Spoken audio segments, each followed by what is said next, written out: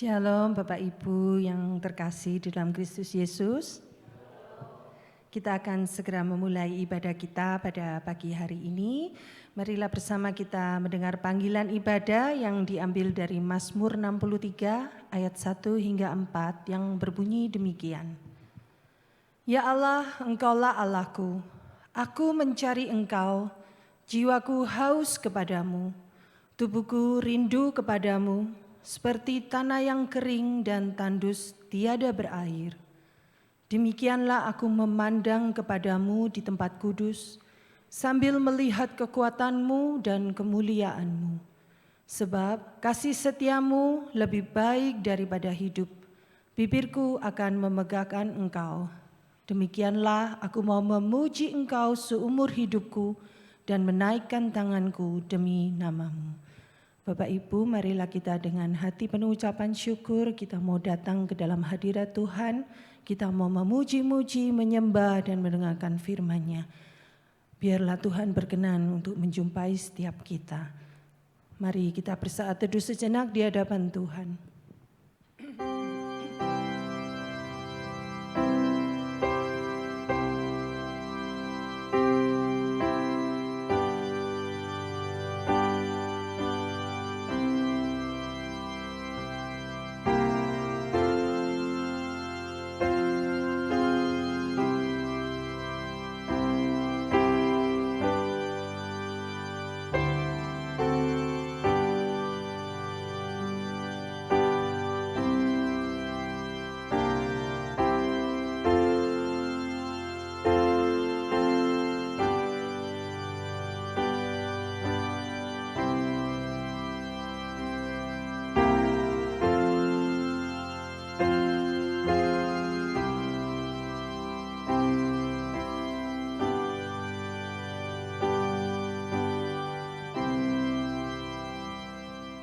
Pertolongan kita datangnya dari Allah yang menciptakan langit dan bumi beserta segala isinya, dan yang tidak pernah meninggalkan hasil perbuatan tangannya.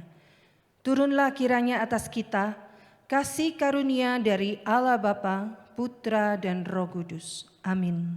Kita berikan pujian penghormatan bagi Allah Bapa.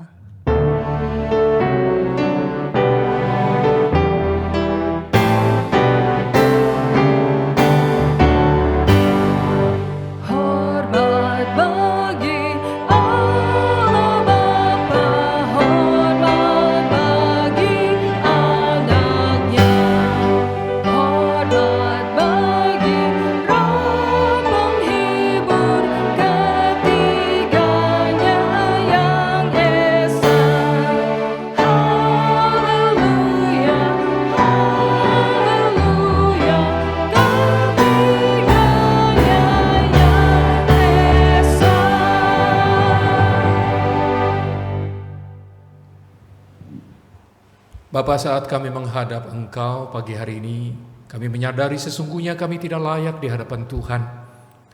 Betapa banyaknya pelanggaran kami yang kami kerjakan dalam pikiran, hati, dan perbuatan kami. Betapa seringnya kami mendukakan hati-Mu dan hati sesama kami, karena kami menyadari Tuhan, kami berada di dalam situasi yang seringkali membuat kami jatuh dalam dosa. Tapi pagi hari ini kami datang memohon belas kasihan dan pertolongan Tuhan. Tahirkanlah kami, layakkanlah kami oleh karena kasih setiamu. Dan biarlah darah Kristus boleh menyucikan, mentahirkan kami, sehingga saat kami berdiri di hadapan Tuhan, masuk dalam ibadah ini, kami mendapat perkenanan hati Tuhan.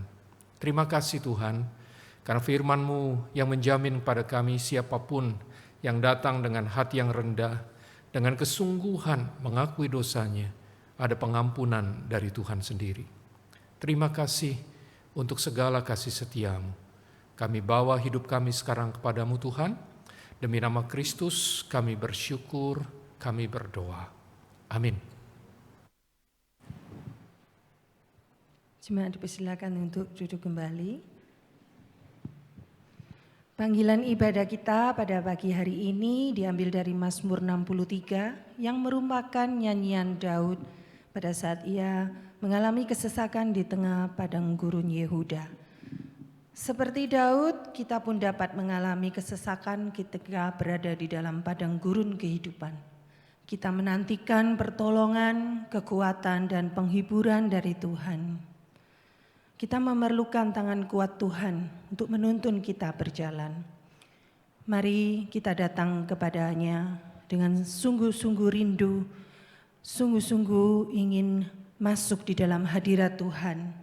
Dan hati kita boleh bersyukur karena kasih Tuhan, kasih setianya selalu ada bagi setiap kita. Dan hati kita boleh dipuaskan oleh kasih setianya yang berlimpah ruah, kasih setianya yang lebih dari hidup. Sekalipun kita berada dalam padang gurun kehidupan, biarlah dengan bibir kita tetap memegahkan dan memuliakan nama Tuhan. Bersama kita mau pujikan Mazmur 63, lebih dari hidup. Ya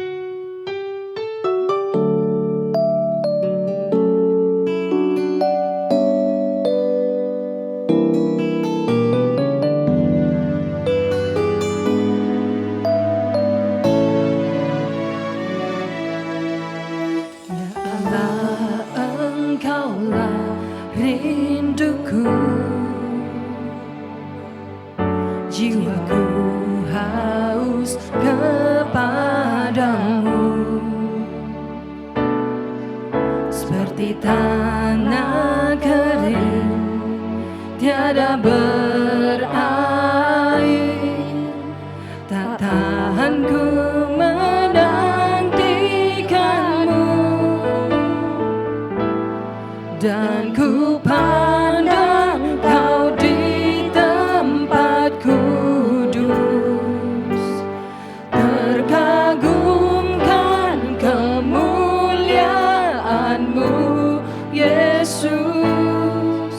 Sebab kasih setia-Mu lebih dari hidup, bibirku kan memegahkan-Mu. Ya Allah, Engkaulah rindu kami Tuhan, jiwa kami haus akan Engkau. Mari bersama-sama kita dengan sungguh hati kita pujikan. Ya Allah, Engkaulah rinduku, jiwaku haus kepadamu, seperti tanah kering tiada berair, tak tahan ku menantikanmu, dan ku pandang Kau di tempat kudus, terkagumkan kemuliaan-Mu, Yesus. Sebab kasih setia-Mu lebih dari hidup, bibirku kan memegahkan-Mu, dan ku pandang Kau di tempat kudus, terkagumkan kemuliaan-Mu, Yesus. Sebab kasih setia-Mu lebih dari hidup, bibirku kan memegahkan-Mu, dan ku pandang Kau di tempat kudus, terkagumkan kemuliaan-Mu, Yesus. Sebab kasih setia-Mu lebih dari hidup, bibirku kan memegahkan-Mu, dan ku pandang Kau di tempat kudus. Kami terkagum akan kemuliaan-Mu Tuhan, Yesus.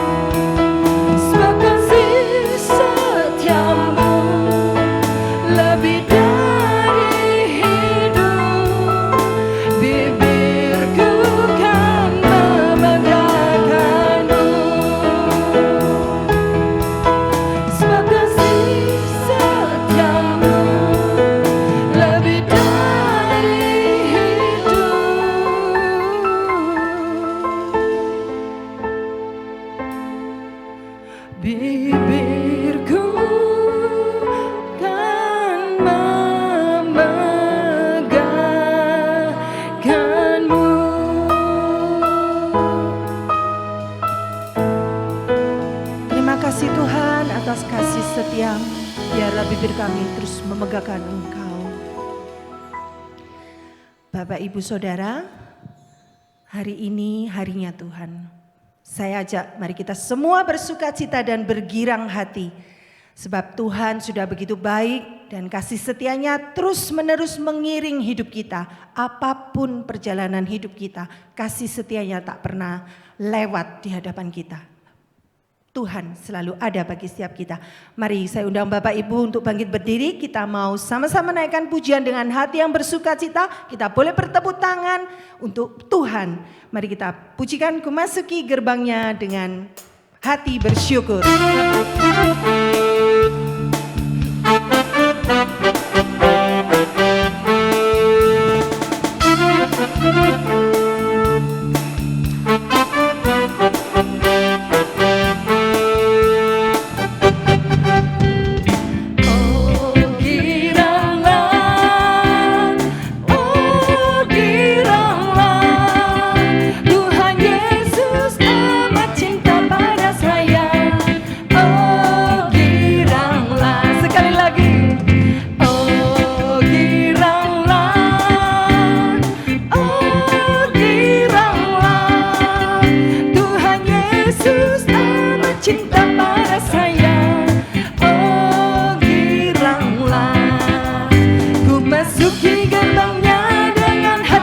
Syukur halamannya dengan pujian. Kataku hari ini harinya Tuhan, ku bersyukur sebab Dia girangkanku. Ku masuki gerbangnya dengan hati bersyukur, halamannya dengan pujian. Kataku hari ini harinya Tuhan, ku bersyukur sebab Dia girangkanku.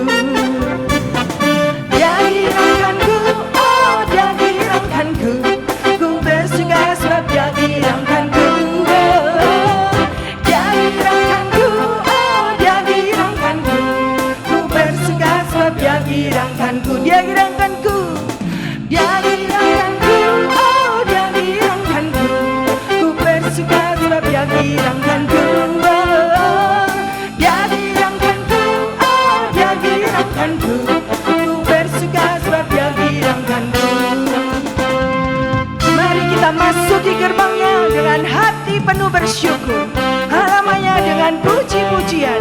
Sebab Tuhan besar dan kasih setianya selalu ada bagi kita. Bersukacita buat Tuhan.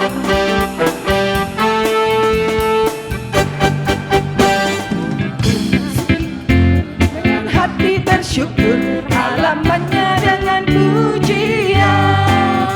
Kataku hari ini harinya Tuhan, Dia girangkanku. Jemaat saja. Masuki gerbangnya dengan hati bersyukur, halamannya dengan pujian. Kataku hari ini harinya Tuhan, ku bersuka sebab Dia girangkanku. Bersama-sama. Dia girangkanku, oh Dia girangkanku. Ku bersuka sebab Dia girangkanku.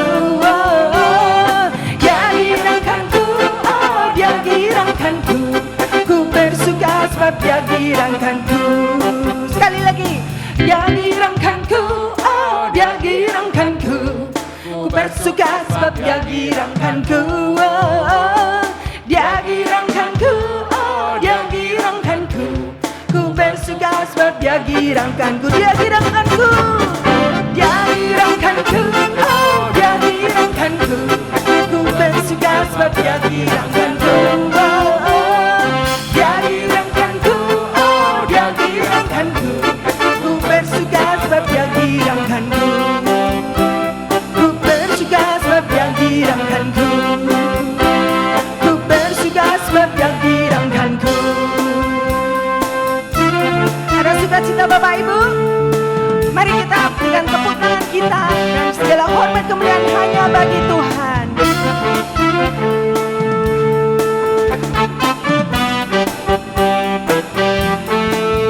Terpujilah nama-Mu Tuhan. Haleluya. Mari Bapak Ibu silakan untuk duduk kembali. Begitu besar kasih Yesus kepada kita, sehingga ia rela menyerahkan nyawanya demi menyelamatkan hidup saudara dan saya. Pengorbanannya di atas kayu salib membuktikan bahwa kasih-Nya melebihi segala-galanya, bahkan nyawanya sendiri.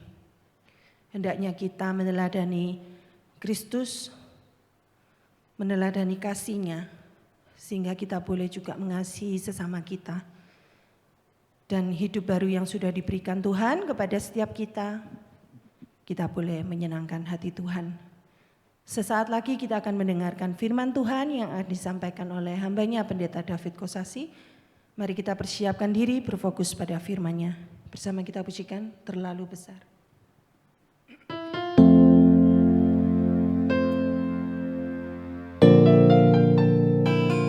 Saya ajak Bapak Ibu untuk benar-benar memberikan hati dan pikiran kita hanya untuk Tuhan. Singer akan memujikan terlebih dahulu.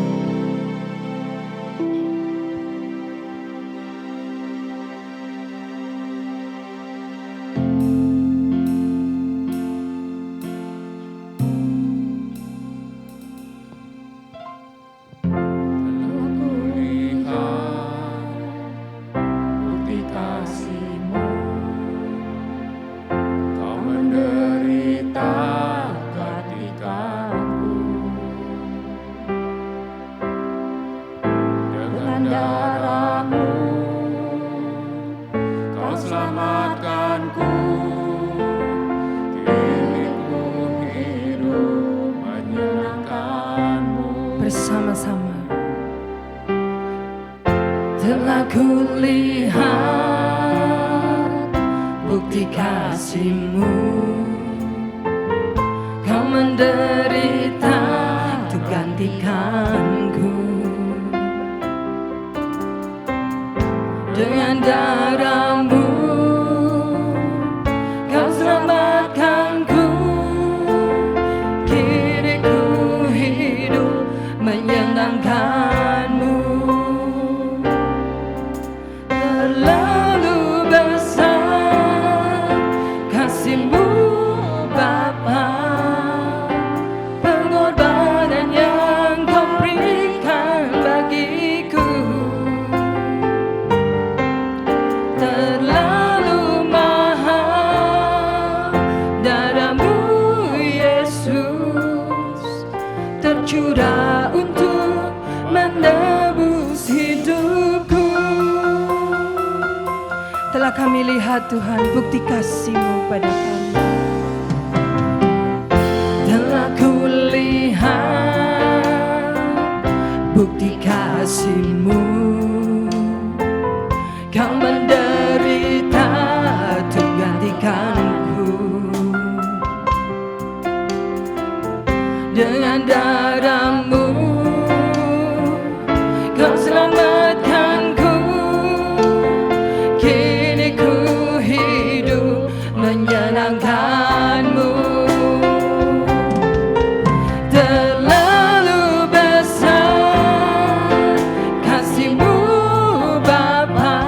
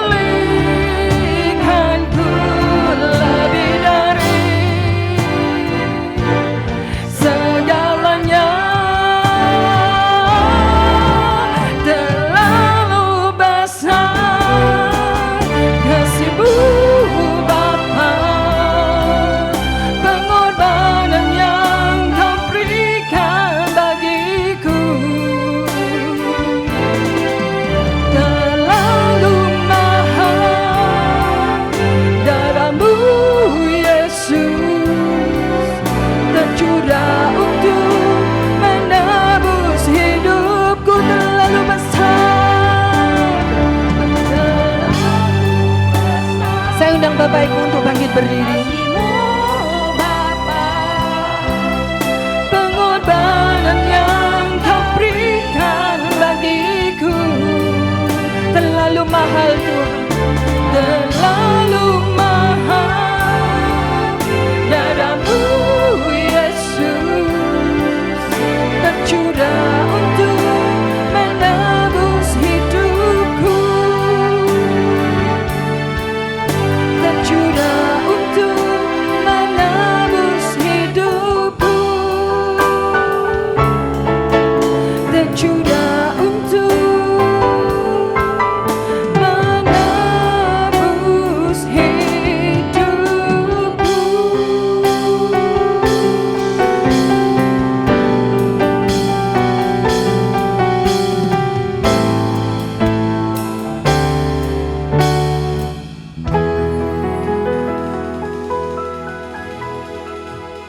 Mari kita berdoa. Setiap kesempatan yang Tuhan masih beri bagi kami untuk datang kepadamu dalam ibadah ini adalah sebuah anugerah yang Tuhan sudah mungkinkan dalam hidup kami. Maka biarlah kami boleh terus berjalan di dalam anugerah Tuhan itu, bertumbuh di dalam kebenaran dan terus menjadi serupa seperti yang Tuhan kehendaki.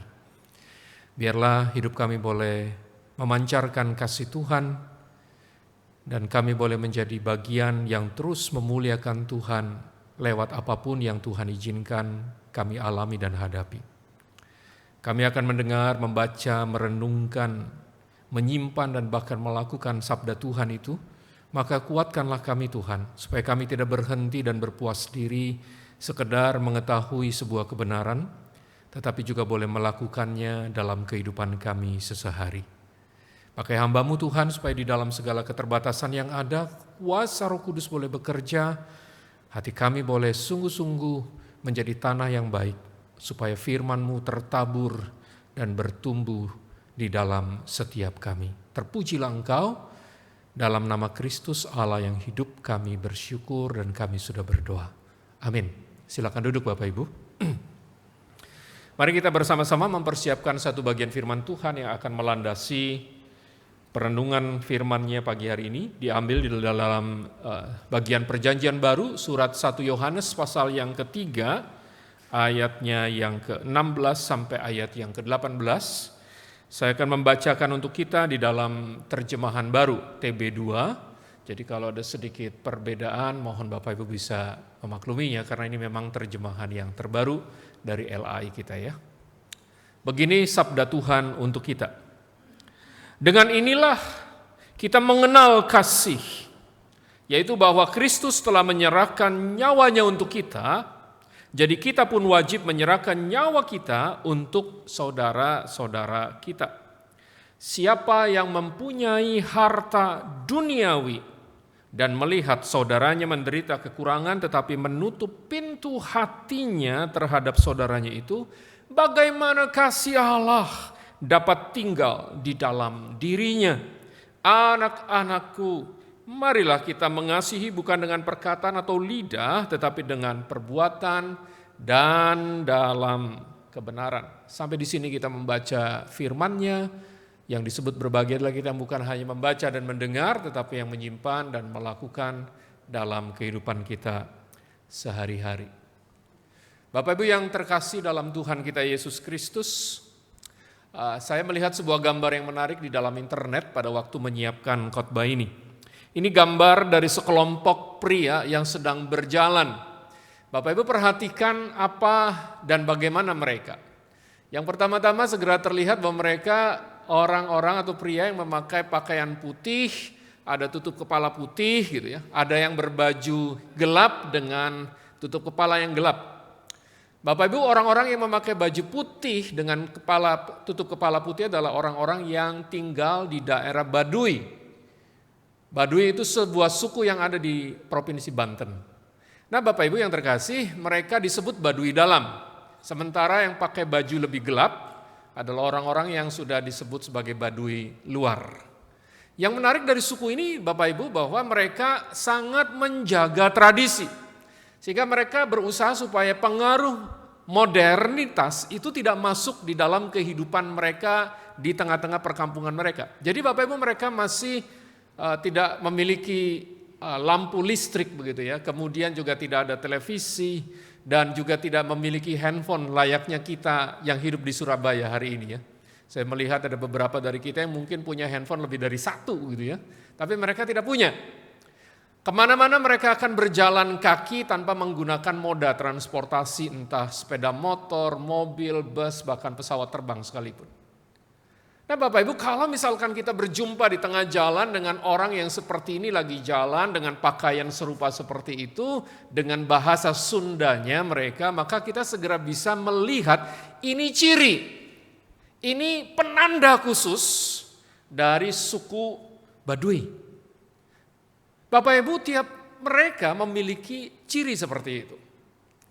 Pada waktu saya memikirkan tentang ini, saya berpikir satu hal, kalau kita disebut sebagai orang Kristen, seorang yang percaya pada Tuhan kita Yesus Kristus, maka pikiran dan pertanyaannya adalah, apa yang membedakan?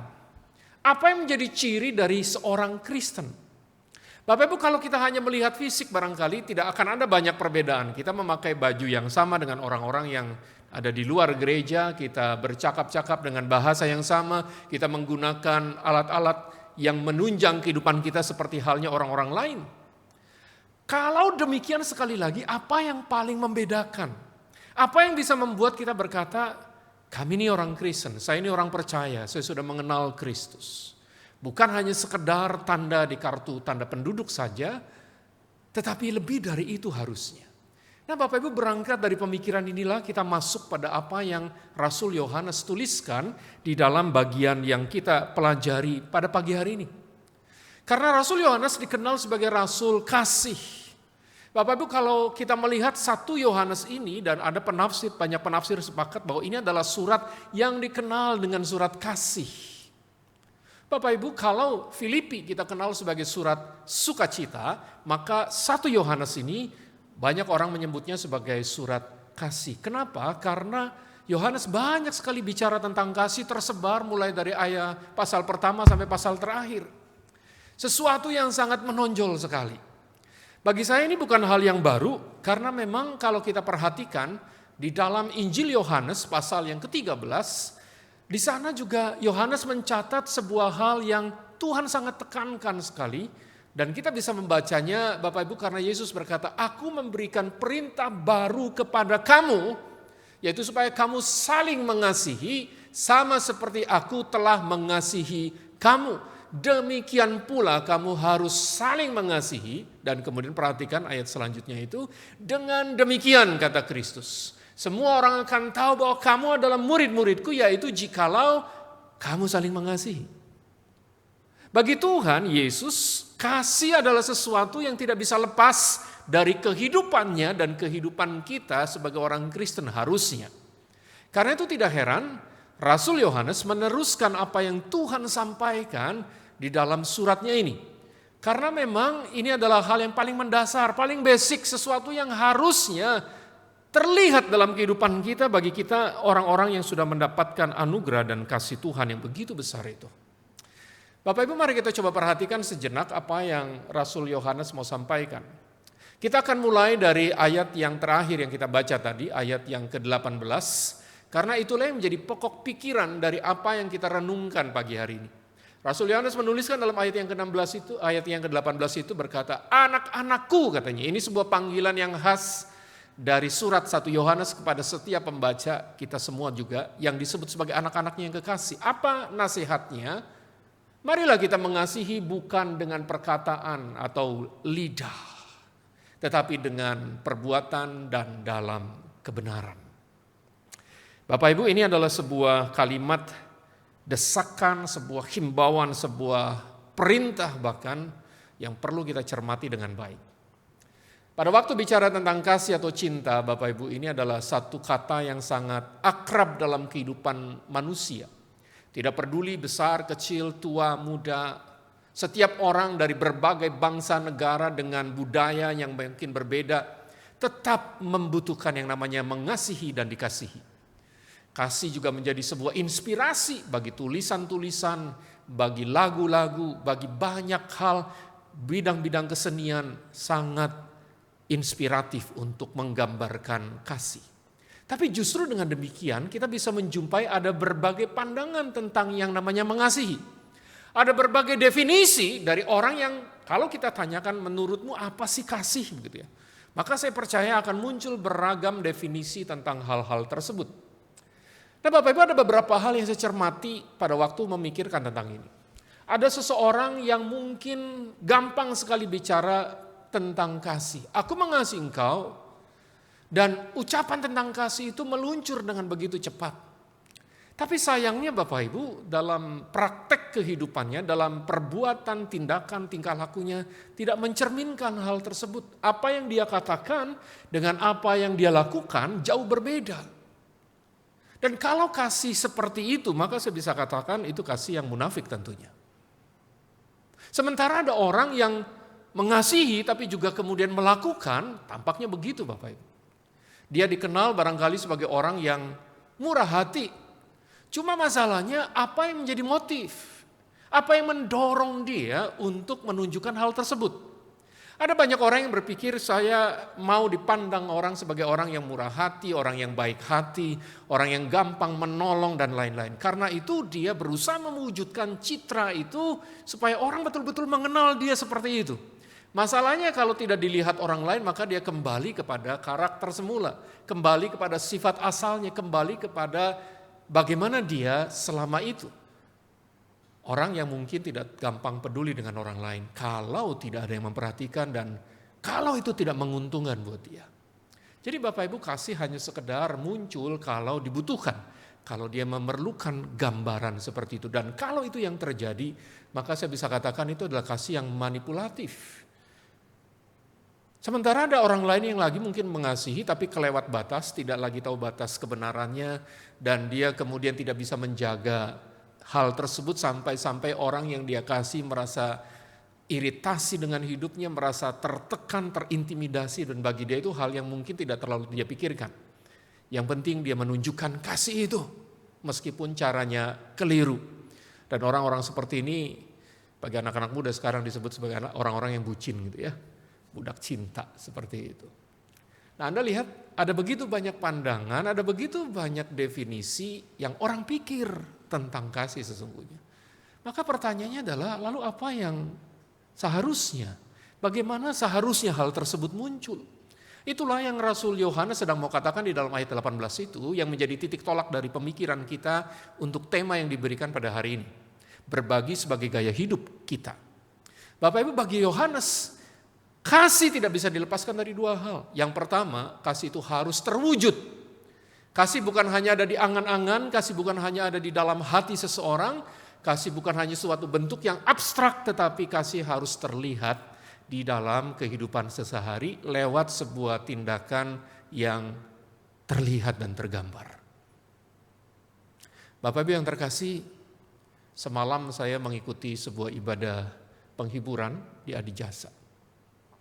Yang menarik adalah ada sebuah kesaksian dari salah seorang keluarga, anak mantu dari seorang yang meninggal tersebut. Dia mengatakan sesuatu yang menarik buat saya. Bahwa almarhum yang meninggal, papa mertuanya, adalah seorang yang jarang bicara. Tipikal orang zaman dulu ya. Papa kita mungkin juga orang yang pelit bicara gitu ya. Tapi selalu menunjukkan perhatian yang tulus. Dia katakan pada waktu dia mengalami situasi yang tidak mudah, hampir 10 tahun yang lalu, dia dalam situasi di ambang antara hidup dan mati. Bapak Ibu, dia mengingat satu hal bahwa papanya itulah yang menyertai, menjaga, merawat dia hampir 24 jam setiap hari di rumah sakit, mengantarnya pergi ke luar negeri untuk berobat, dan memberikan waktu sepenuhnya untuk dia. Dan dia merasa itulah sebetulnya kasih. Meskipun tidak terbaca di dalam perkataan, tetapi terbaca di dalam tindakan. Bagi saya memang kasih seharusnya dua hal ini imbang. Perbuatan kita, tindakan kita harusnya menyatakan dan mewujudkan kasih. Tetapi kasih juga harus dilandasi oleh kebenaran. Kebenaran yang memang kita pahami dari apa yang Tuhan sudah kerjakan dalam hidup kita. Bapak Ibu, Kristus sudah datang ke dalam dunia. Dia memberikan segala-galanya. Karena di dalam ayat sebelumnya, Yohanes mengatakan dia menyerahkan nyawanya.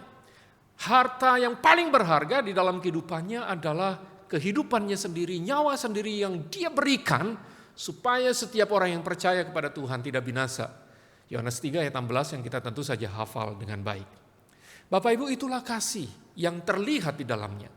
Dan kebenaran itu yang seharusnya mendorong kita untuk mengimitasi, meneladani Kristus dalam setiap kehidupan kita sehari-hari bersama dengan orang lain di tengah-tengah dunia ini.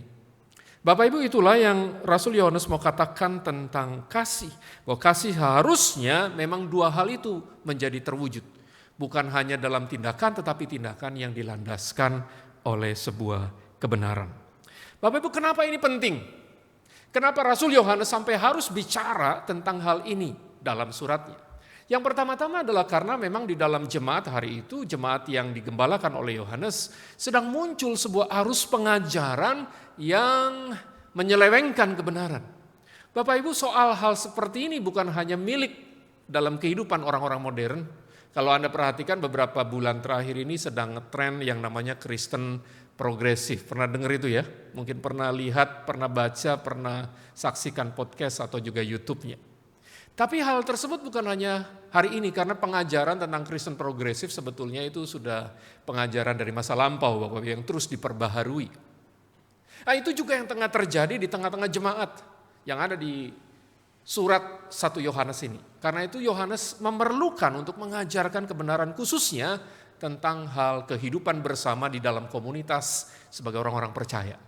Hal yang kedua yang menjadi menarik adalah bahwa karena memang Yohanes menyadari hidup orang Kristen, hidup orang yang percaya itu berada di tengah-tengah komunitas, di tengah-tengah masyarakat umum. Kita bukanlah kelompok yang terpisah, yang berarti hidup kita menyendiri tidak membutuhkan orang lain. Oh tidak, kita bersama-sama ada di dalam sebuah masyarakat yang majemuk. Ada orang percaya, ada orang yang belum percaya. Nah, di tengah-tengah situasi itulah Yohanes mengatakan bahwa kehidupan orang Kristen itu memang berbeda secara kualitas, secara gaya hidup. Dan itu tidak mudah di tengah-tengah masyarakat yang majemuk.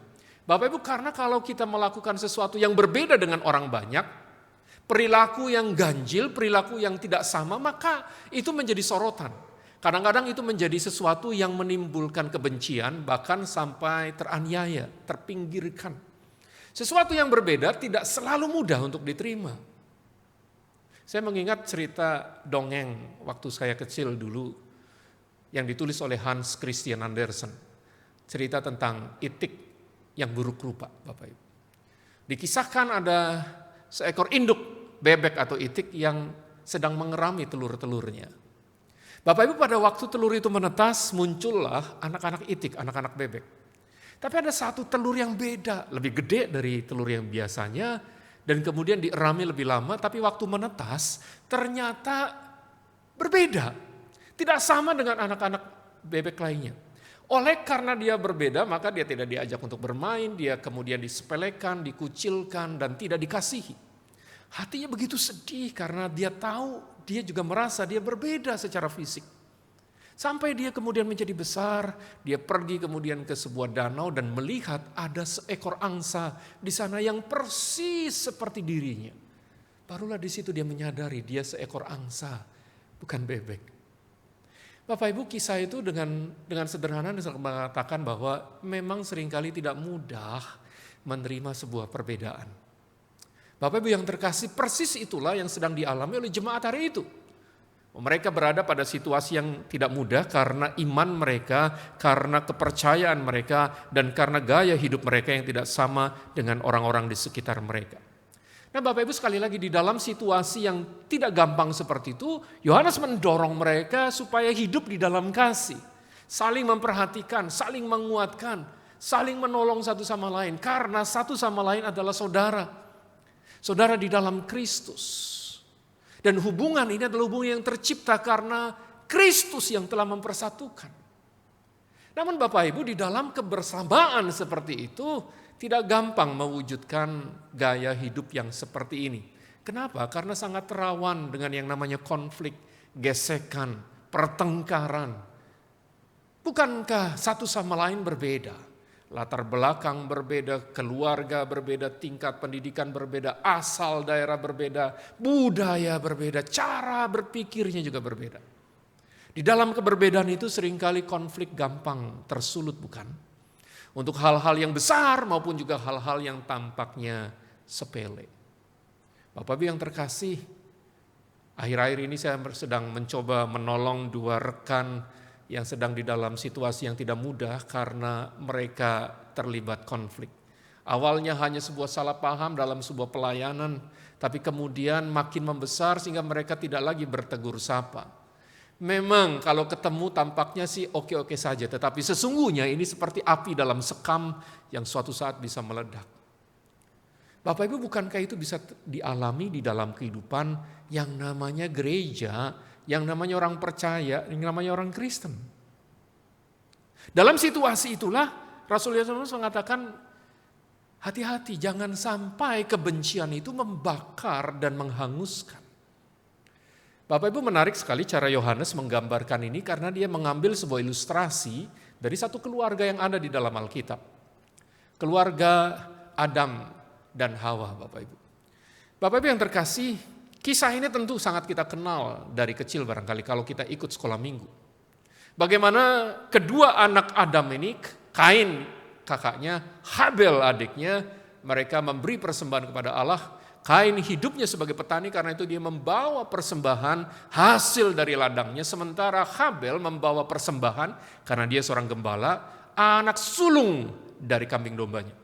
Kita tahu Alkitab menyebutkan Allah menerima persembahan Habel, sementara Kain tidak. Bapak Ibu, memang tidak disebutkan caranya bagaimana diketahui gitu ya. Tapi yang pasti mereka tahu. Pada waktu Kain ditolak persembahannya, hatinya menjadi panas dan kemudian dia berusaha dengan berbagai cara untuk mengelabui adiknya, membunuhnya. Apa kata Yohanes tentang peristiwa ini? Bapak Ibu, kalau kita baca di dalam bagian kita, ayatnya yang ke-12, maka di sana dikatakan bahwa demikian firman Tuhan. Bukan seperti Kain yang berasal dari si jahat dan membunuh saudaranya. Mengapa dia membunuhnya? Sebab segala perbuatannya jahat dan perbuatan saudaranya benar. Bapak Ibu, yang menjadi pokok persoalan adalah bahwa Kain itu berasal dari si jahat. Kata berasal dari si jahat di dalam terjemahan bahasa Inggris, salah satunya NIV mengatakan bahwa he was belonging to the evil one. Dia menjadi milik dari si jahat. Bukan hanya berasal, tetapi dia milik, artinya memang dari awalnya Kain jahat. Sementara adiknya benar. Bapak Ibu perhatikan, dari keluarga yang sama, orang tua yang sama, mereka berbeda ternyata. Karena dari awal Kain tidak percaya kepada Allah, dari awal hidupnya tidak berdasarkan kebenaran, dari awal dia sudah salah melihat kasih. Akhirnya dia memutuskan untuk membunuh saudaranya. Dan bagi Yohanes tindakan Kain itu persis sama kalau ada orang yang percaya pada Kristus kemudian melakukan sesuatu yang buruk kepada saudara yang lain karena dasar kebencian. Bapak Ibu, ini disamakan dengan sebuah pembunuhan seperti halnya Kain. Meskipun tindakannya mungkin belum sejauh yang Kain lakukan. Tetapi adanya kebencian saja sudah mengatakan engkau seperti Kain. Nah Bapak Ibu yang terkasih, kalau demikian, maka pertanyaannya adalah bagaimana sih kasih itu harus terlihat dalam perbuatan dan di dalam kebenaran? Apa sih yang harus dikerjakan? Nah, kita kembali ke ayat 16 yang menjadi bagian awal dari percakapan kita pagi hari ini. Di dalam ayat itu kita melihat perwujudan kasih yang harusnya terlihat di dalam kehidupan kita bersama. Ayat yang ke-16 mengatakan begini, dengan inilah kita mengenal kasih, yaitu bahwa Kristus telah menyerahkan nyawanya untuk kita. Hal pertama yang Yohanes ingatkan adalah lihat pada Kristus yang sudah memberikan hidupnya, yang sudah menyerahkan nyawanya untuk kita katanya. Bapak Ibu, dia datang dari sorga, menjadi manusia, berinkarnasi, dan menjadi manusia dalam level yang paling rendah. Filipi pasal 2 menggambarkan itu. Di dalam ketaatannya dia mengambil rupa seorang hamba dan kemudian mengalami penderitaan dan kematian yang sebetulnya kematian yang sangat-sangat rendah di kayu salib. Bapak Ibu, tidak ada seorang pun hari itu yang bermimpi untuk hidup seperti ini. Bahkan mati di atas kayu salib. Karena itu hanyalah hukuman yang pantas bagi seseorang yang jahatnya luar biasa, yang patut mendapatkan hukuman seperti itu. Tapi Kristus mengambil posisi itu karena apa? Karena dia mengasihi engkau. Karena dia mengasihi setiap orang percaya. Setiap orang yang sudah berdosa dan jatuh dalam dosa. Allah memang membenci dosa. Tetapi Allah mengasihi orang berdosa. Karena itu pada waktu Adam jatuh dalam dosa, yang dikerjakan Allah pertama kali adalah dia mencari Adam dan berseru, "Adam, Adam, di manakah engkau?" Bayangkan kasih yang seperti itu Bapak Ibu. Kasih yang diberikan kepada mereka yang jelas-jelas menolak. Kasih yang diwujudkan kepada orang-orang yang jelas-jelas telah mengkhianati dan telah berbalik darinya. Tapi itulah yang Kristus kerjakan. Bapak Ibu, kasih yang terwujud di dalam sebuah tindakan seperti itu. Maka dari itu Yohanes mengatakan, jadi sebagai sebuah konklusinya, kita pun wajib menyerahkan nyawa kita untuk saudara-saudara kita. Loh Pak, saya tunggu dulu Pak. Ayat ini mengatakan kita harus menyerahkan nyawa. Bukankah kita bukan Kristus? Kita bukan Yesus yang menyerahkan nyawa untuk menebus manusia berdosa. Lalu apa maksudnya ayat ini? Bapak Ibu, hal ini dijelaskan dalam ayat selanjutnya. Tapi saya mau mengajak kita memperhatikan satu kalimat ini. Kita pun wajib. Kata wajib di situ menunjukkan sebuah hal bukan pilihan. Berarti mengasihi itu bukan kalau saya lagi mood, kalau saya lagi kepengen, kalau saya lagi bisa lakukan, maka saya lakukan. Kalau tidak, sorry saja gitu ya. Saya tidak akan lakukan itu. Bapak Ibu, bukan itu yang Rasul Yohanes mau katakan. Kita wajib artinya tidak ada pilihan selain melakukan hal tersebut. Nah, kata menyerahkan nyawa di sini memakai satu kata yang khusus. Di dalam bahasa Alkitab itu, dalam bahasa Yunaninya pakai kata splangna, Bapak Ibu. Splangna itu menggambarkan isi perut manusia. Dan kalimat ini atau istilah ini pertama kali muncul di dalam Injil Matius untuk menggambarkan Tuhan kita Yesus Kristus. Karena itu saya catat salah satunya di dalam Injil Matius pasal 20 ayat yang ke-34. Ketika Yesus masuk ke kota Yeriko hari itu, ada 2 orang buta di sana yang mendengar tentang dia. Mendengar tentang apa yang Yesus sudah lakukan dan mujizat-mujizatnya. Mereka tahu siapa itu Yesus anak Daud, Mesias yang ditunggu-tunggu oleh setiap orang percaya. Karena itu 2 orang ini lalu berteriak, Yesus anak Daud, kasihanilah aku. Mereka berteriak dengan keras, tetapi semakin keras mereka teriak, orang-orang di sekitarnya berkata, shh, jangan teriak, diam saja. Mereka menghalangi keduanya untuk berjumpa dengan Yesus. Tapi itu tidak menghalangi Kristus. Dia datang, dia berjumpa dengan mereka dan bertanya, apakah yang kau ingin aku perbuat padamu? Dan mereka berkata, Yesus anak Daud, Rabun, supaya saya dapat melihat. Dan kalimat itu menutup ayat ini dengan mengatakan, maka tergeraklah hati Yesus oleh belas kasihan.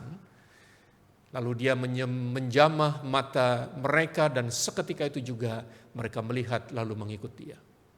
Kata tergeraklah hati Yesus oleh belas kasihan. Itulah yang ditulis oleh Yohanes juga sebagai menyerahkan nyawa.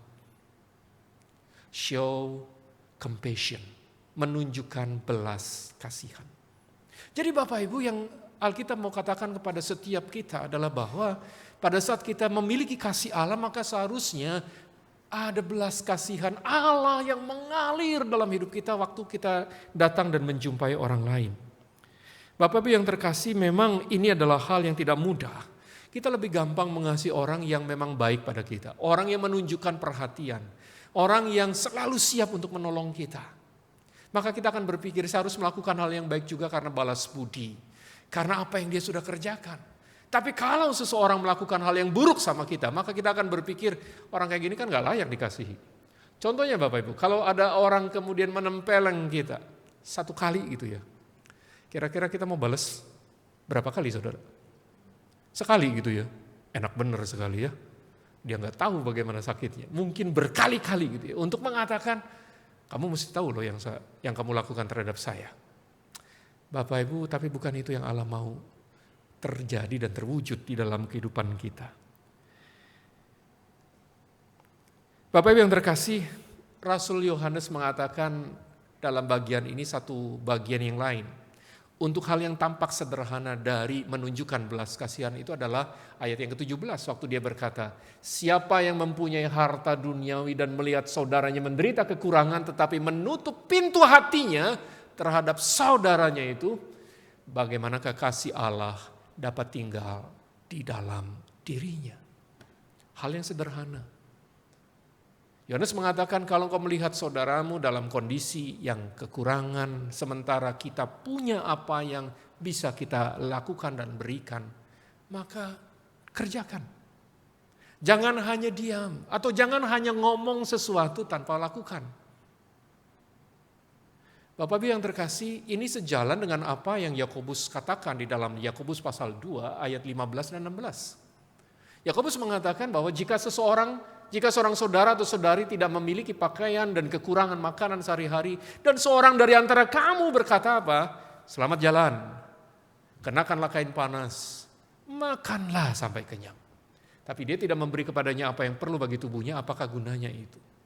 Pada waktu bicara ini, Yakobus bicara tentang keseimbangan antara iman dan perbuatan.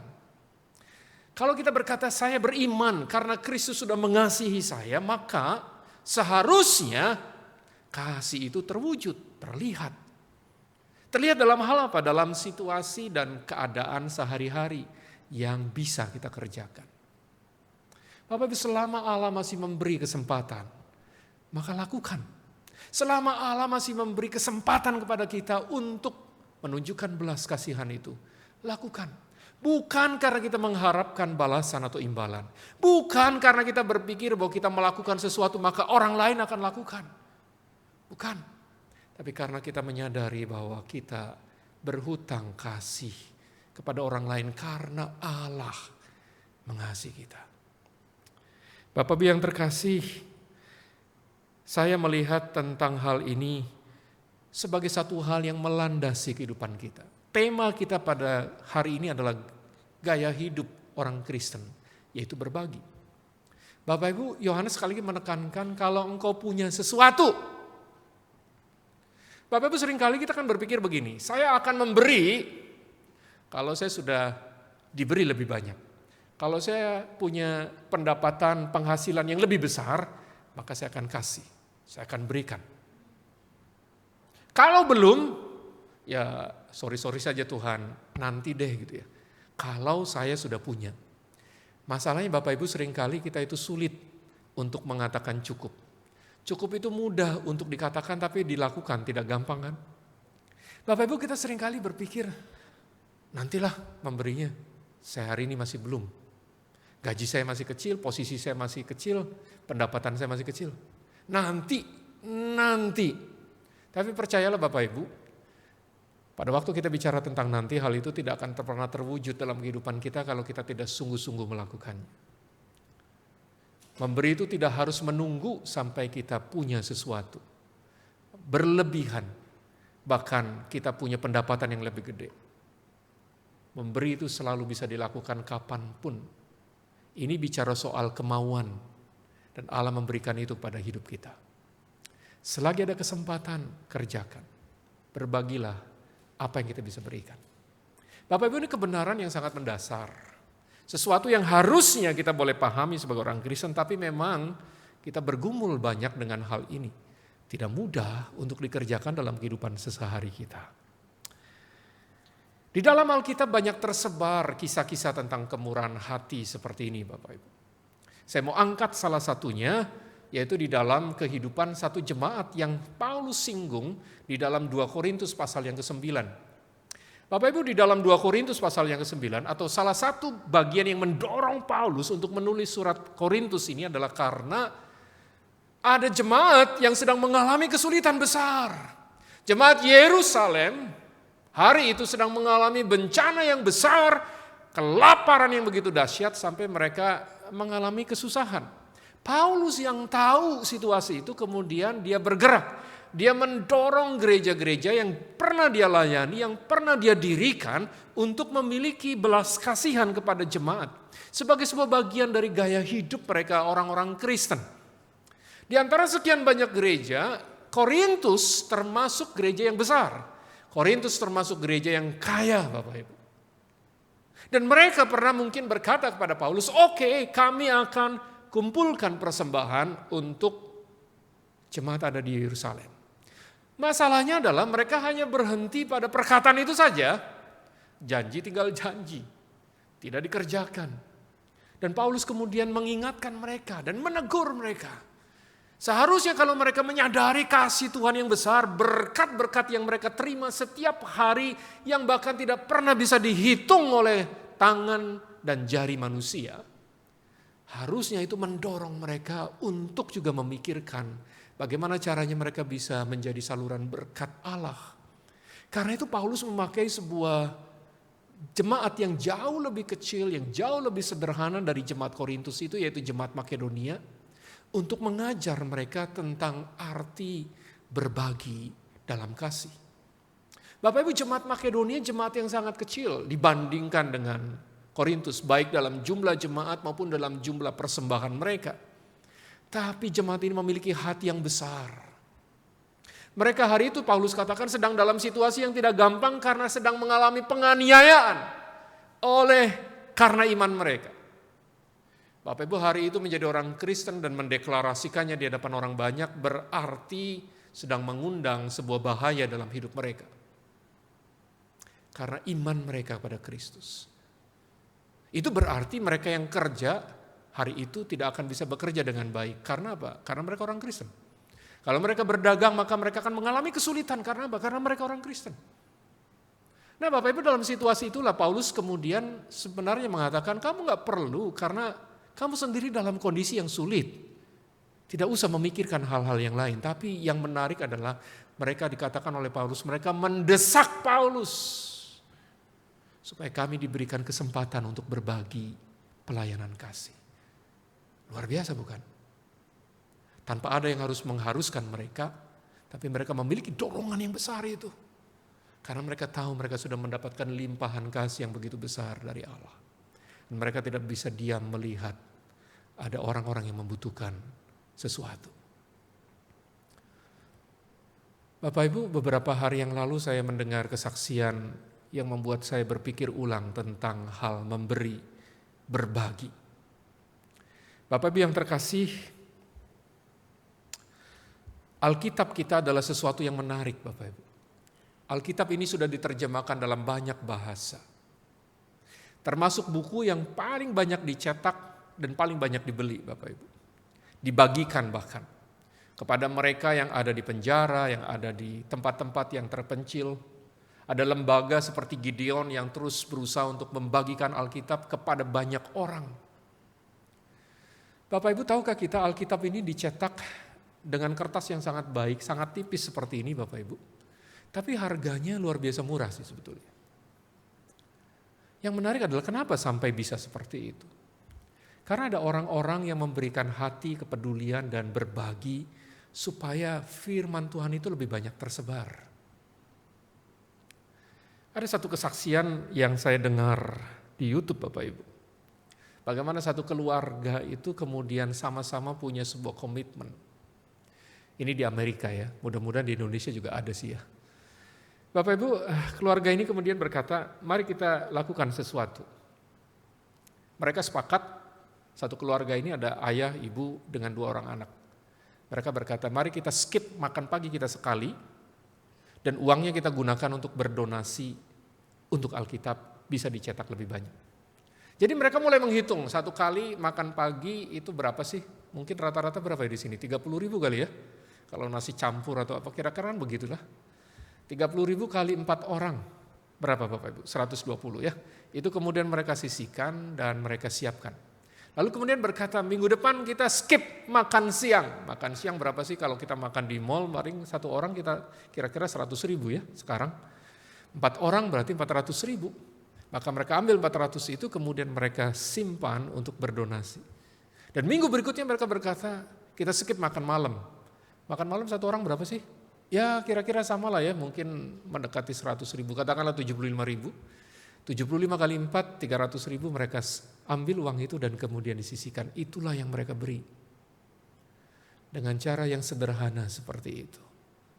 Oh Bapak Ibu, bagi saya memberi itu bukan soal berapa besar, tetapi soal bagaimana kita memiliki hati yang dipenuhi oleh kasih Kristus, yang kemudian kita bersedia untuk mewujudkannya, menyerahkan nyawa kita, menggeser kebutuhan-kebutuhan kita yang lain, lalu kemudian kita bertanya sama Tuhan, apa yang saya bisa kerjakan supaya lebih banyak orang mengalami anugerah Tuhan lewat hidup saya.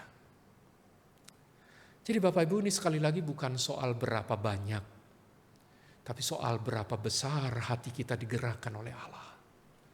Dan saya rindu bahwa gereja ini, gereja Elion Rungkut, boleh memiliki hati yang seperti itu di hadapan Tuhan. Oh Bapak Ibu, cobalah kita lihat ke belakang bagaimana berkat Tuhan yang kita alami setiap hari. Bisakah kita menghitungnya? Ada lagu yang mengatakan bahwa berkat Tuhan mari hitunglah. Maka engkau akan tercengang melihat jumlahnya. Kenapa? Karena bahkan tangan kita, jari kita, mulut kita tidak akan pernah bisa sanggup menghitung satu demi satu setiap berkat yang Tuhan sudah berikan.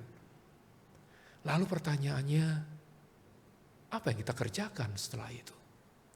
Kalau kita menyadari berkat Tuhan teramat besar, keselamatan yang Dia berikan yang merupakan anugerah tak terkatakan di dalam hidup kita. Berkat-berkat setiap hari yang Tuhan sediakan sampai kita boleh memiliki keluarga, pekerjaan, kesehatan, anugerah seperti itu. Lalu akankah kita diam? Bapak Ibu, saya ingin menutup bagian ini dengan sebuah kalimat yang menjadi konklusi dari perkataan Tuhan. Yang mengatakan begini, menyatakan kasih dalam perbuatan dan kebenaran adalah gaya hidup orang percaya. Yuk kita katakan sama-sama ya. 1, 2, 3. Menyatakan kasih dalam perbuatan dan kebenaran adalah gaya hidup orang percaya. Siapa orang percaya itu? Engkau dan saya. Kita semua. Saya berharap bahwa ayat-ayat yang kita baca, perenungan pada hari ini, terus akan menggelisahkan hati kita untuk mulai berpikir, apa yang saya bisa berikan sebagai wujud dari kasih Allah yang besar dalam hidup saya untuk orang lain, untuk gereja Tuhan, untuk pekerjaan Tuhan, supaya nama Tuhan boleh terus dimuliakan. Amin. Mari kita tenang di hadapan Tuhan. Bapak Ibu, saya undang kita untuk berdiam diri di hadapannya. Mari kita memeriksa hati dan hidup kita. Berkat Tuhan itu tak terhitung banyaknya di dalam kehidupan kita. Anugerah Tuhan itu selalu Dia limpahkan. Kasih-Nya tidak pernah Dia tahan-tahan dalam hidup kita. Lalu apakah yang kita kerjakan? Apakah yang kita lakukan? Apakah yang kita balas untuk kasih-Nya begitu besar itu? Mari masing-masing kita berdoa dalam hati dan memohon supaya Tuhan menunjukkan bagaimana seharusnya kita hidup. Kepada siapa kita perlu menunjukkan kasih kita. Kepada siapa kita perlu menunjukkan anugerah Tuhan dalam hidup kita. Dan kalau Allah menunjukkannya, maka biarlah Tuhan menolong kita memberikan kemauan untuk melakukannya. Bukan hanya sekedar berkata-kata, tapi nyata dalam tindakan. Silakan kita berdiam diri dengan tenang berdoa di hadapan Tuhan.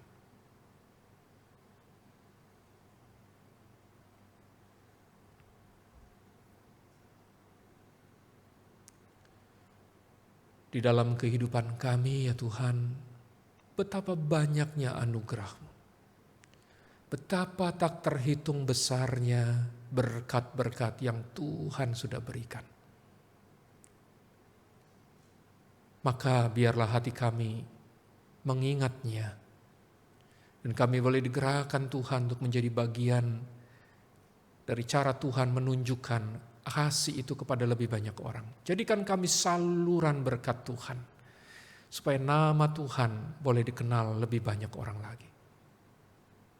Terima kasih ya Tuhan, dan hamba-Mu percaya Tuhan menggerakkan hati setiap jemaat untuk boleh melakukan dalam sebuah karya nyata, baik itu perorangan maupun bersama-sama sebagai sebuah gereja Tuhan. Terima kasih Bapa, terima kasih Yesus. Ini doa kami. Dalam nama-Mu kami bersyukur. Mari kita lanjutkan dengan doa syafaat kita kepada Tuhan. Bapa Surgawi, kami datang dengan penuh rasa syukur sekali lagi karena Engkau adalah Allah yang hidup, yang memelihara, bukan hanya menciptakan tetapi juga memelihara kehidupan. Kami percaya Tuhan sudah menuntun bangsa kami melewati berbagai situasi, khususnya dalam pemilihan umum yang baru saja lewat. Kami berdoa untuk pemimpin baru yang nanti akan melanjutkan tongkat kepemimpinan dari presiden yang ada sekarang. Tuhan, kiranya untuk 5 tahun ke depan Tuhan Kau menuntun bangsa ini. Kami tahu Tuhan tidak gampang, tapi kami percaya satu hal, bahwa Tuhan menolong. Kami berdoa biarlah kami sebagai orang percaya tidak tinggal diam. Karena seperti firman Tuhan katakan, kesejahteraan kota ini adalah kesejahteraan kami. Dan itu berarti kami juga perlu berjuang bersama-sama supaya kasih anugerah Tuhan itu boleh dirasakan oleh lebih banyak orang lagi. Berdoa untuk kota ini ya Tuhan, kota Surabaya, Tuhan tetap memberkati supaya kota ini juga menjadi kota yang bisa untuk ditinggali, di mana kami bekerja, kami berusaha, kami hidup, dan kami boleh menjadi bagian yang terus memberkati kota ini. Berdoa juga Tuhan untuk gereja-Mu di tempat ini, bagi GKL Leon Rungkut, Tuhan tetap menolong dalam segala pergumulan yang ada. Berkati majelis pengurus hamba-hamba-Mu ya Tuhan, yang memberikan hidup mereka dan hati mereka untuk Engkau. Berkati jemaat Tuhan dalam pergumulan hidup sehari-hari di tengah-tengah keluarga. Kami berdoa untuk kesehatan kami Tuhan, tetap Tuhan yang menjaga dan menolong. Kami berdoa untuk pekerjaan yang kami tekuni, bagi kami yang belum mendapatkan pekerjaan Tuhan bukakan jalan. Kami berdoa buat setiap keluarga masing-masing yang sedang di dalam kondisi yang tidak mudah, Tuhan berkati juga. Supaya di tengah-tengah keluarga nyata dengan jelas, Kristus adalah kepala dan kasih Tuhan boleh terpancar. Terima kasih Tuhan. Pada akhirnya hamba-Mu juga berdoa untuk pergumulan kami masing-masing di dalam Tuhan. Kiranya anugerah Tuhan sekali lagi menolong. Kami sadar kami membutuhkan Engkau Tuhan. Tanpa Tuhan tidak ada satupun yang kami mampu kerjakan. Terima kasih. Hadirlah, besertalah dan pimpinlah. Karena Engkaulah Immanuel bagi kami yang beserta dan menolong. Segala puji dan syukur kami bawa kepadamu. Kiranya Tuhan dimuliakan. Dalam nama Yesus kami berdoa. Amin. Bapak Ibu, saya undang kita bangkit berdiri. Kita akan menaikkan pengakuan iman kita seturut pengakuan iman rasuli yang berkata demikian. Aku percaya pada Allah Bapa yang Maha Kuasa, Khalik langit dan bumi, dan kepada Yesus Kristus anaknya yang tunggal Tuhan kita, yang dikandung dari Roh Kudus, lahir dari anak darah Maria, yang menderita sengsara di bawah pemerintahan Pontius Pilatus, disalibkan, mati dan dikuburkan, turun ke dalam kerajaan maut, pada hari yang ketiga bangkit pula dari antara orang mati, naik ke surga, duduk di sebelah kanan Allah Bapa yang Maha Kuasa, dan dari sana Ia akan datang untuk menghakimi orang yang hidup dan yang mati. Aku percaya pada Roh Kudus, gereja yang kudus dan am, persekutuan orang kudus, pengampunan dosa, kebangkitan tubuh, dan hidup yang kekal.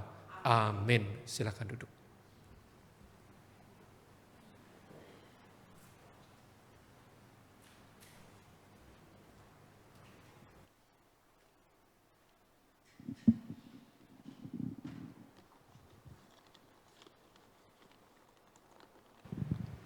Mengucap syukur atas firman Tuhan yang telah disampaikan, kiranya kita dapat mengaplikasikannya ke dalam kehidupan kita sehari-hari. Hidup kita boleh menjadi berkat bagi sesama, hidup kita dapat membawa terang kasih Kristus kepada mereka yang masih hidup di dalam kegelapan. Biarlah hidup kita menjadi alat di tangan Tuhan dan menjadi alat bagi kemuliaan nama-Nya. Sesaat lagi kita akan diberikan kesempatan untuk memberikan persembahan. Marilah kita berikan yang terbaik hanya bagi Tuhan.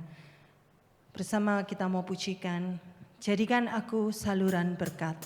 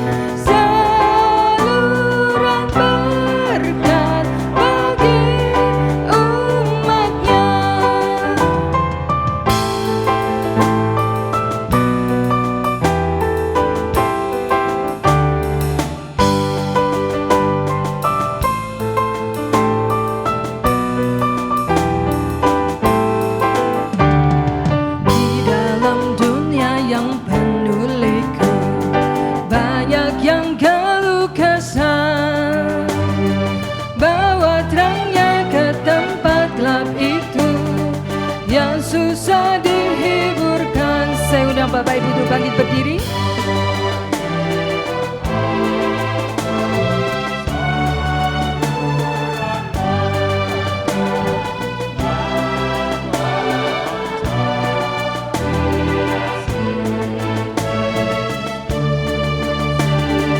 Dengar doaku dan jadikanku saluran berkat bagi umat-Nya. Beritakan tentang kasih Tuhan-Mu, tentang pengampunan-Nya. Bawalah mereka kepadanya dengan saksi hidupmu. Jadikan aku saluran berkat dan pemancar kasih Kristus. Dengar doaku dan jadikanku saluran berkat bagi umat-Nya. Biarlah hidup kita boleh menjadi saluran berkat bagi sesama kita. Mari kita masuk di dalam doa. Bapa kami yang bertata di dalam kerajaan surga, kami sungguh mengucap syukur dan terima kasih atas berkat dan pemeliharaan Tuhan yang sudah kami terima sepanjang hidup kami. tak pernah lepas Tuhan dan tak pernah habis rahmat-Mu terus menerus melimpah di dalam kehidupan kami. Biarlah hidup kami pun boleh melimpahkan kasih kami kepada sesama kami, seperti Engkau melimpahkan kasih-Mu setiap saat. Ya Tuhan, biarlah kami boleh menjadikan hidup kami menjadi saluran berkat dan pemancar kasih Kristus. Kami juga mengucap syukur atas persembahan yang sudah terkumpul ini Tuhan. Kiranya Tuhan mau sucikan, mau layakkan hingga berkenan di hadapan-Mu. Dan juga Kau berkati setiap pengurus yang akan mengelolanya, supaya dapat mengelola dengan hati yang takut akan Engkau. Terima kasih Tuhan, biarlah persembahan ini boleh menjadi alat untuk memperluas kerajaan-Mu. Hanya di dalam nama Putra-Mu Yesus Kristus kami berdoa dan mengucap syukur. Amin.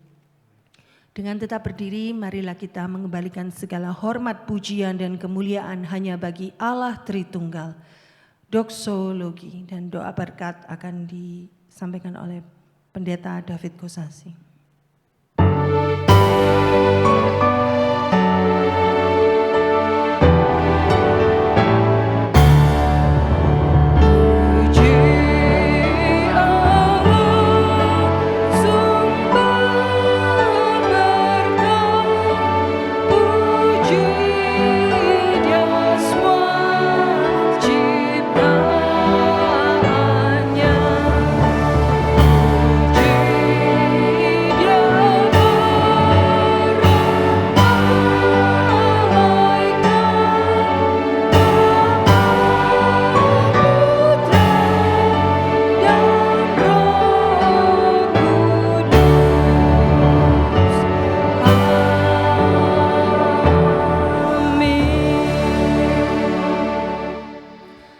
Tak terkatakan syukur kami kepadamu ya Tuhan untuk setiap berkat, anugerah, kasih yang melimpah. Maka biarlah kami boleh menjadi bagian dari cara Tuhan untuk mewujudkan kasih itu pada lebih banyak orang di sekitar kami. Terima kasih ya Tuhan. Sekarang jemaat yang terkasih, arahkanlah hatimu, terimalah berkat dari Dia. Kiranya anugerah yang besar dari Allah, kasih yang tak terkatakan dari Kristus Yesus yang Dia berikan kepada engkau, serta penyertaan dan pemeliharaan Roh Kudus ada dalam hidupmu sekarang ini sampai seterusnya. Amin.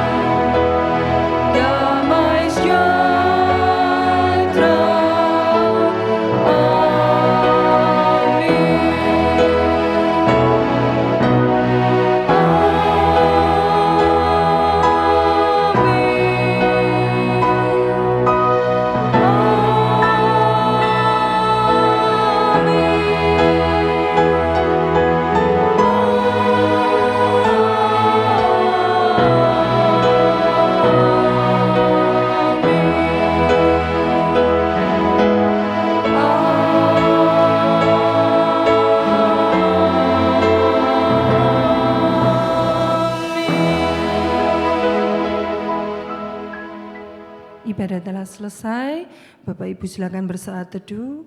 Selamat hari Minggu, Tuhan Yesus memberkati.